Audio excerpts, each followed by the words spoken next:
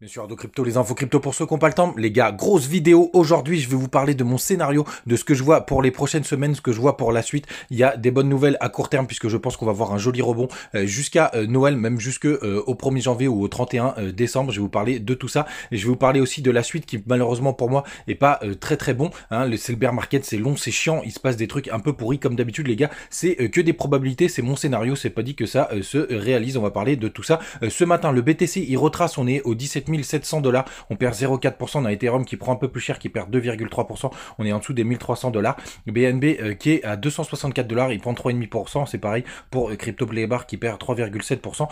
Toute la map est assez rouge ce matin, sauf Missile Sol qui prend un petit 2,6%. Avax qui est plutôt stable. On a Ton qui avait performé assez violemment ces derniers temps, qui perd 8,2%. Bref, c'est pas très joli ce matin, même si à court terme, les gars, je vois toujours un rebond. On démarre tout de suite, les gars, et vous voyez ce qui est très intéressant, c'est que pour le FOMC, on a eu un joli pump juste avant, et comme d'habitude, quand ça pump avant, c'est jamais une très très bonne nouvelle. On risque de corriger derrière, c'est exactement ce qu'on a eu, et ce qui est très intéressant, les gars, c'est que j'ai tracé jusqu'où pourrait aller ce rebond, et c'est vraiment ma target principale pour ce rebond. Je vais vous expliquer pourquoi, mais ce matin, on est surtout en train de retravailler les 0,38,2. Les 0,38,2, c'est ce qu'on appelle le premier arrêt. On est en train de buter dessus. Vous avez aussi la moyenne mobile 50 jours, vous voyez, qui fait office de résistance. Ça fonctionne plutôt pas mal.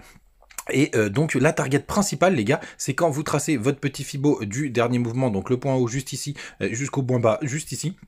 Si jamais on s'affranchit bien des 0,38,2, on va dans la zone de rechargement de short qui se situe entre les 0,618, donc grosso merdo les 19 200 $ et les 20 000 $. Sur le trajet, il y a une grosse résistance que j'ai un peu élevée hier qui est à 19 000 $. C'est ma target principale, les gars, de ce rebond. Et surtout, les gars, n'oubliez pas de surveiller cette trendline RSI. On pourrait la tester une dernière fois pour un dernier petit pump ou monter directement puisqu'on a déjà pas mal testé. Et comme je vous disais, si jamais on vient la breaker, je pense que ce sera un signal assez bearish. Donc vous avez mes targets à court terme. Et pourquoi les 19 000 $? Tout simplement, les gars, puisque vous avez le Max Pain Prime d'énormes options le 30 décembre. Je vais vous montrer en direct live juste ici, et c'est une énorme expiration d'options que vous avez le 30 décembre, et vous voyez le Max Pain il est à 19 000 $. C'est pour ça que pour moi les deux prochaines semaines on va voir un joli rallye jusqu'au 30 décembre possiblement, ou en tout cas dans ces eaux là. À court terme, la semaine prochaine, le Max Pain lui il est à 17 500 $,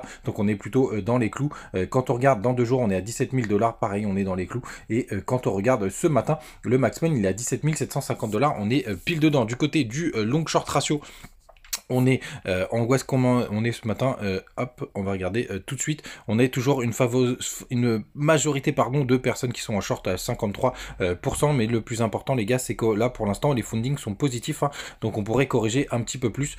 Sur le spot, ça achète, ça a pas mal acheté là sur la montée. Pour l'instant ça se calme, donc on est quand même sur une zone plutôt neutre ce matin, les gars. Donc pourquoi je considère qu'on peut avoir malheureusement un nouveau rallye baissier quand on aura fait ce joli petit pump. Je vais vous partager une analyse de CryptoPsy, Organize CryptoPsy, c'est moi, que je vous ai partagé hier sur Twitter, qui est un YouTuber que je regarde de temps en temps et qui nous a fait quelque chose d'assez intéressant. Il a partagé les fractales de 2015 avec les fractales qu'on est en train de vivre, et c'est assez hallucinant. Regardez, on a eu un joli weekly qui avait piégé pas mal de monde, qui est aussi ici. Un joli rebond par la suite qui est lié à ce weekly, et ensuite d'aller retester des plus bas. Et en fait ici le trait qui est là, c'est le halving, donc le prochain halving, donc la division par deux des récompenses pour les mineurs. Et regardez comme c'est assez chirurgical ce qu'on est en train de faire. On est à peu près dans les mêmes zones, à peu près dans les mêmes périodes, et on va surtout aller regarder ce qui s'était passé après. Et vous voyez, il y a eu un petit rallye haussier qu'on est en train de vivre là, c'est à peu près pareil. Et après, malheureusement, derrière on est revenu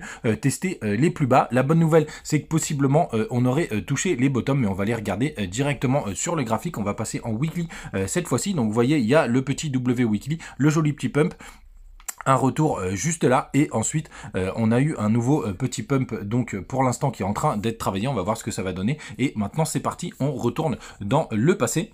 Ce que je voulais vous montrer ici, pendant que je suis dessus, c'est que, regardez, on a aussi cette jolie trainline RSI potentiellement qui pourrait faire office de grosse résistance. Hein. C'est pour ça que le rallye pourrait s'arrêter aussi sur cette trainline qui est assez costaud, hein, puisqu'on l'a testé par 3 fois par le passé. Donc c'est une belle résistance, un beau support devient une belle résistance. Et donc c'est pour ça, les gars, que je surveille de très près, pardon, ce RSI. C'est des indicateurs que vous voyez nulle part ailleurs, parce que je me fais chier à trouver des trucs un peu différents que personne regarde. Et allez, on retourne en 2015, c'est juste là.